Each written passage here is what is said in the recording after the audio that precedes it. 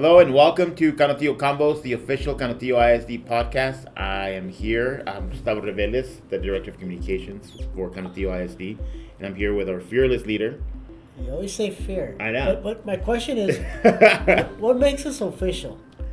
Because we're putting it out from the school district. Okay, we're not letting anyone else put it out. Because there's a lot of people that want to put out information about the school district, but this is the official one.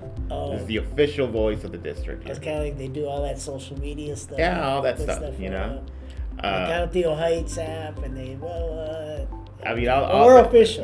This is the official stamp. The honest to goodness information coming from the school district. The truth. The truth. True. Doc, we have a special guest with us today in the podcast. It's from the El Paso AFT, the Federation of Teachers, Mr. Ross Moore. Yay. Morning. And thanks for being here, Ross. And Mr. Moore is here particularly because this week the school board voted in favor of a compensation package for the upcoming school year. That is going to let us give them a 5% increase for teachers, 3% increase for all our employees from midpoint, and really, be able to try and make up for some time lost and some space lost there as far as catching up and making sure we're competitive. And we're getting up there. We're 60,000 for first year teachers. So first year teachers in the district will start making $60,000, and obviously we're going to adjust every step of the way for teachers that have been with us for several years. I think there was some confusion about that out there. I want to make sure that our teachers that have been with us for years realize that and understand that it doesn't mean that they get $60,000 and you remain the same. You know, every step of the way will be adjusted according to experience. That's one of the things I like about Canotillo ISD is they don't, when they give a raise, be it to the hourlies, increasing to 15, or bus drivers, they don't compress the pay, or teachers, they don't compress the pay scale from bottom up, and they don't have two pay scales. We've got our new hires and they're making more, because that creates a division in a school district. And I think that's been part of the confusion, because a lot of teachers see that happening in other school districts and think that's happening here. I know we got a couple of phone calls in HR yesterday, Doc, about that, teachers wanting to ask, okay, new teachers get $60,000, but I've been here 5 years and I may not be, or I'm barely above that or not anywhere near that. Are they going to be making more money than I am? Well, no. The bottom line is no. We're adjusting these steps. We are also applying the 5% from midpoint for these steps. So everybody should see that increase in their paycheck, and that is part of the design, Doc. In order to really be able to celebrate teachers, celebrate employees. And what do you want to say about the compensation package? I want Ross. What do you think? How do you feel about it? The $60K for teachers, librarians, and nurses is unprecedented, and it sets a standard for Region 19 and West Texas. And the way it's done, where you have a basic raise amount, which is $3,060, regardless of how many years of experience you've got, and then an additional adjustment to ensure that not only did you get that, you're anywhere from $1,090 to $940 is plugged in to make sure you're not making less than people with less experience. Right. And the 3% across the board, it's good. What I watched at the board meeting was there's two decisions a district can make. Take care of their fund balance or take care of their people. And if you take care of your people, and the results that I've seen here over the past 4 or 5 years, to include during the pandemic, that speaks to the philosophy of take care of your people first and then worry about bragging rights at a superintendent's conference later. Well, those come with the results, right? I mean, we have bragging rights, thankfully. The right kind of bragging bragging rights. But it's this kind of risk, when you think about it, that shows, there's a commitment to being an employee-friendly district, not just words or platitudes. Right. I think that's, especially with the unknown of what's happening in Austin right now. Yeah. Because we don't, I mean, like I said, at Tuesday, they still haven't said anything about teacher raises. They still haven't brought it up. Go ahead, sir. There's a game going on in the Capitol building between the Senate and the House. The Senate is hard over that there will be a voucher plan, which will gut public school districts, $8,000 per kid, and that'll break everything you're trying to do here. So they pass a bill chock full of voucher stuff, send it over to the House. The House rejects it, sends their own bill back to the Senate with things like teacher raise, not just teacher raise, but all employees getting a state mandated raise. Less testing and like that. The Senate rejects that, and they're playing ping pong back and forth. And what they're really doing is holding you as employees as a hostage in this voucher fight. And it's really making things difficult for school districts throughout the state to really plan ahead. You know, we're taking this plunge in adopting a compensation package without knowing full well what they're going to send down the highway to us. You know, we're going to adjust. We're fully aware that something's going to come down, and we're hopeful that it'll be good. We have the savings in order to back us up for this. But the bottom line is they're forcing us to plan without any concrete plans. But even, and I think maybe they do know, they don't care, that the governor and our commissioner, we're just coming out of a pandemic. They don't care. They see this as an opportunity. And with the recent empowerment of the commissioner to take over a district just because he feels like it, or they don't tug the forelock and bend the knee to him, that puts fear in a lot of folks. But fear, for me, and it goes back to, what do you stand for? Because we're here about kids. We're here about kids in this public school system that, like the military, like the award. Right. We're here to serve this country. We're here to serve kids. And unfortunately, too many people have put their ideology over education. You know, personal opinion, ideology has no business on a school board dais. It's about education, it's about the kids, and it's about the community. It's not about canned talking points. Also, but it's not about me. Because like I said, our teachers, our staff, we work really hard to, we get the A's, but I've seen it during the pandemic, and we're coming out, and even our attendance is low. Because we've been conditioning parents, if your kid is sick, stay home. Hence, that's why the financial system is still antiquated. Let's base it on enrollment. Yeah. We've been talking to the commissioner and whoever would listen. But one of the pieces is the annual allotment, and Texas AFT says it needs to be raised $1,000. They're paying $50, and that $1,000 is just to keep current with inflation. When you look at vouchers, that's going to pull $8,000 per kid out of your budget, right? Which you can't afford. Oh. No, the voucher system will really, really be detrimental to us. It goes back to your defunding public schools. Yes, and the problem is, when did Texas first start trying to do vouchers? I mean, I can't speak to it with any sort of certainty, but I mean, I've been dealing with school districts. The 1957 legislative session. Why? Because they didn't want to comply with Brown versus Topeka Board of Education, which ordered Texas to desegregate its schools. So we're going to set up a voucher program so the white kids could go to private schools, money sucked out of it, and all others are basically left in a broke school district. And when you look at what vouchers, $8,000, okay, that's going to augment a well-to-do person's who can afford to send their kid to a private school. $8,000 for your average working class family. Cathedral charges $17,000 a year. $8,000 is going to get you Uncle Bubba's school and beer barn. And I think And you make a great point. And a second or a third-rate education.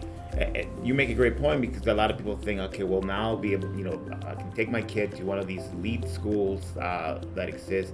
And the bottom line is, they may not want you there. You may not be able to afford it even with a voucher.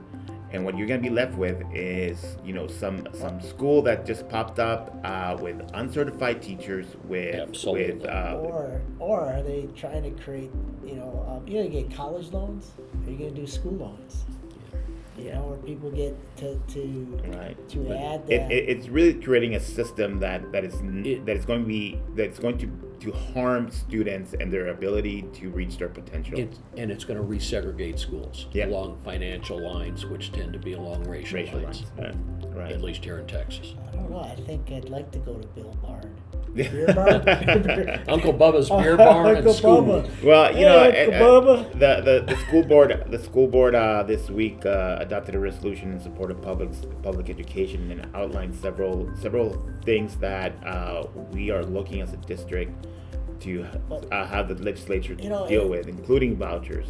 And Ross, we were talking this morning, and Gus, I always say, you do a resolution, right? And that's great, right? You speak up, but so what?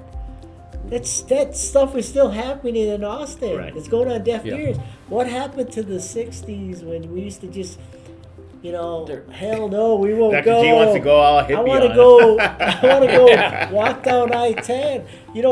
Our elected, our trustees went to D.C., right? And they got pictures with Mallorca or whoever, right? And they get pictures, and they go to Austin, they get pictures, but nothing happens. Nothing happens. But come on, trustees, wake up. 80% of Texans are opposed to vouchers. That's the standard polling results. The governor doesn't care. He has an agenda, and he's going to force it through. Because I fully expect if they magically block it at the end of this session, which is coming up in about 4 days, they'll go but special session and after special session after special session until he gets what he wants. But why aren't our trustees doing nothing? And that's what I see here in this region. Here in this region, I see the big three. They're all sitting there waiting. I don't know why they're waiting. Let's go get a bus. Let's walk down I-10 to stir traffic. I mean, that's what happened in the 60s. And it's like, now we got to get permission. And I don't want to take my picture with an elected official. I don't really care. Yeah, it's action. We're working on your speech for graduation. It's talking about action. The thing about our local delegation, all 5 of them, including Senator Blanco, they're against vouchers. Right. And they're trying to find ways to oppose it. Talking to them saying vouchers are bad is preaching to the choir. Right. What has to happen, and I hope you do this with your resolution, because EPISD also passed a resolution. They're not just sending it to the delegation from El Paso. They're sending it to every legislator there, be it a senator or a state rep. And it's the other folks we got to worry about. I say we go chain ourselves down in Austin. Okay. You burn some flag. I don't know what flag. I wouldn't burn American flag, but we'll burn the Green Bay Packer flag. Well, that's almost as controversial. Yeah, having been maced twice in high school, I'm going to suggest, and knowing the security in the Capitol building, I would strongly suggest. But they need to be louder. They need to be All louder. superintendents need to be louder because, other districts that have good programs going, these are going to kill them. This will back to bare bones education, and when you're dealing vouchers, remember private schools are a business. Canutillo has to take any kid, regardless of ability or disabilities, and provide them a free and appropriate public education. A private school could say, well, Gus there is a troublemaker, we're not taking him. He is a troublemaker. And then the word spreads around. Or so-and-so is dyslexic. Even Or testing. Right. we don't have to do it. You don't have Or to do as testing. yeah, I mean, and that's what people don't understand when a charter school is proclaiming 100% graduation rates and all these successes. That's fine and dandy, except they're picking and choosing who goes there. So of course, they are going to have that level of success because they're picking for the best of the best. They're and not only that, Yeah. they're kicking students out once they Yeah. they become problematic. They wait until the end of October, attendance snapshot, and then bounce the kids back to public schools. Yeah. And you have no, if a student's being expelled here or proposed for expulsion here, there's a whole layer, If several layers of due process a Right. parent's entitled to. I mean, Charter, bye-bye. And that's our charge. Our charge is Yeah. to educate every kid, and we gladly take it. Mm-hmm. We just how want do to we get leveling. louder, though? How do we get louder? Well, What's the plan to get louder? I think doing things like these, Doc, talking publicly about it and bringing in, talking to people like Ross and making sure people listen to it is one way of doing it. I think there's a lot of people that don't realize the state of education today, that don't realize what's happening in the state legislature, that if they heard, they would be upset. They would be upset. And they're going to be upset, Doc, when the time comes that we can't afford to do basic education, basic programming. But even think of Uvalde, right? Bless the 19 kids and the 2 and those families. But what has the governor learned from Uvalde? To send people around to check locked doors? Yeah. That's what you learned? There's no gun legislation. There's no 18 to 21. You didn't listen to those parents. I mean, Yeah. And one of the schools in the other district, for example, failed a TEA door check, and the principal warned them, the governor is going to get your name and go after you. we failed one yesterday. Yeah. We failed. Yeah. We failed, and then because a kid opened, and it's like, yeah, that helps, but that's your plan to go and check doors. Right. Let me go and check doors. Oh, that was locked. Yeah. Or that was locked. And having done security in the military for well over 25 years, no security system is perfect. There's always going to be A breach. a vulnerability, a mistake. Well, and Because people are involved. The only way you could have a perfect environment in a school, secure, is turn it into a prison, Yeah. where everything is centrally controlled. And I hope there's no parents out here who really want their kids to go to a prison-like environment. I say that all the time when I speak to parents, and especially after a tragedy, they tell me, like, can you guarantee that my child will be safe from school? I'm like, I can't guarantee you because I don't know. I can't control the future, but I can guarantee you that we're doing everything humanly possible to do it. Now, like I said, things happen. I'm sure Uvalde and Santa Fe, all these schools had systems in place that worked, didn't work, but there was not a single person in there that said, like, I don't care. And I hope folks understand arming teachers is not the answer. That's one of the other governors. Yeah, Governor's that is not solution. the answer. Just on Well, two real simple reasons. One, there is an active shooter event. First responders see an adult in a hallway With a gun. with a handgun. What's their first reaction? to shoot. Shoot to kill.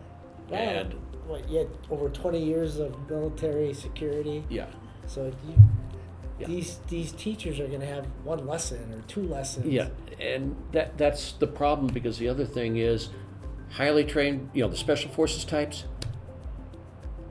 in a running gun battle, 2 out of 4 of their rounds, maybe 3 out of 4 if they're really good, but another round's going somewhere. Your average soldier, 2 out of 4 will hit a target. A semi-trained, well-meaning teacher, of those 4 rounds, 1 might hit, but the other 3 are going through walls and the people in the next room. The other piece is, if it's in a hallway, Oh God, yeah, yeah, It's 1 hits a target, assuming they identified the right target, and the other 3 goes ricocheting down the hallway through kids, other teachers, you name it. You know, and this thing about arming teachers is, you know, we ask teachers to do so much already. Now we're putting this responsibility on them. Really? That's gonna be on their T-test. Yeah. I mean, are you Yeah. kidding me? Like, we're, and not only that, we don't trust them with books, right? We don't trust them to pick a book for instruction, but you're gonna trust them with a gun? And the next question is, where do you keep the gun? Yeah. A teacher wearing a gun is not the message any school district, I hope, Yeah, wants to that's- send. So it has to be put somewhere. It has to be secured, because otherwise, particularly at secondary, Yeah. kid will snag it. Elementary, little kid will sit there Grab and it. start playing with it. Yeah. So it's got to be locked up, which means, where do you go? Something, an incident starting, how much time are you going to lose getting your Well, there's that new industry, Yeah. right? Now I'm gonna get a bunch of emails and how to lock your gun in the classroom. Yeah. You know, Yeah. Can I that's get a all we- meeting with you about? Yeah, I know how to lock a gun in the classroom. It's and you start Yeah. getting these emails and these people Yeah. start gravitating But for the money. That's not the solution on I security. agree. I agree, but apparently Austin, our capital, thinks it is. So they're for vouchers, they're for Not paying teachers. not And not providing school districts with the funding they need to actually do what they're being tasked to. Because I believe your resolution also included unfunded mandates, Yeah. where Yeah, we constantly- somebody in TEA has a good idea and it gets pushed through the commissioner as a you will do it. And you know, the other thing they included is language for bond elections, which has been detrimental to us here. You know, we've been trying to modernize our schools and really not just modernize them, but get them up to even 10 years, you know, standards of 10 years ago. Some of our schools are in bad shape, you know, and we can't compete with neighboring school districts when it comes to facilities. And the language on these ballots that's dictated by the legislature is obviously forcing taxpayers and voters to say no. Now, when you look, okay, the bigger competitor you've got, to be real blunt, is IDEA. They build new schools. They got thrown out of Austin about 15 years ago out of running schools in Austin. They build new schools. They put them up quickly, and I don't believe you have one over here. No, not yet. But the initial shock of the one, for example, next to Moorhead and Johnson over at ETI, Murphy, yeah. Murphy. They were built, and somehow the rebuild on Murphy was Oh, God, dragged that took out about way three too long, years, yeah. which gave IDEA the time to get. How did IDEA get in here? Well, there's an organization called Creed that gave them $12 million startup money to come in here, and made sure that the zoning stuff went for them. Heck, a former EPISD board president actually finessed the sale of the ground that the IDEA school over next to Murphy is built on. Well, how do they get to build schools? Do they go through a bond? I mean, I don't know anything No, about IDEA. they have a design. They make it look good, but what goes on inside is rote, kill and drill, get you ready for the test. You mentioned 100% graduates. Actually, IDEA likes to brag 100% of our graduates go to college. Well, when you look at the graduation requirements, unless you're accepted by a college, you don't get to graduate. But That's gaming. how do they get to build schools though? Who funds that? Is that just private? The construction of it. The construction, Yeah. the Creed money, there's an awful lot of state money has already been diverted, and passing vouchers will further divert money away from real public schools. and they get a lot of federal money, at least under, they get a lot of federal money. So it's a very lucrative business. You're not allowed to show a profit at the end of the year on your. Yeah, but they can show a profit. They show a very large profit. When you look at what they provide, and the things they don't do, you can see where they're. Educational diagnosticians. That's like they have one full-time equivalent for a 60,000 person district. Wow. Hey. See, And their job is to make sure the hard to teach kids with disabilities don't stick around long if they slip by the screening process. They're sent back to us, and like I said, we'll gladly take them because Yeah. what do we do? that's our charge. What do we do? It's every child, every child. No, but what do we do now? I mean, Ross, what are you going to tell your members? What are you going to? What do you need from us? How do we? Keep doing what you're doing. Okay? Work through the BS coming out of Austin. And ignore the ideologues that like to go up and use canned talking points to make a political point. Just ignore them. It's kind of fun to do that, actually. They get all upset and turn red and threaten to fire you and all that stuff. But Well, that's what we've been doing, and it's been working for us. I know that we had to reassess and sort of plan for the future. I think we're in good shape. I know financially we had to make some tough decisions, Doc, but I think it's going to be worth it in the long run.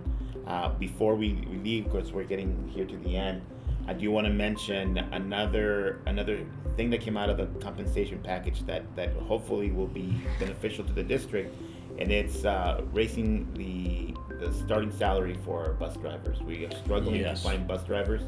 We went up to $22 an hour. We know that this is a race with other school districts to find bus drivers. We're hoping that this does something to not just retain ours, but bring in new ones. We have 9 vacancies that are expected this summer.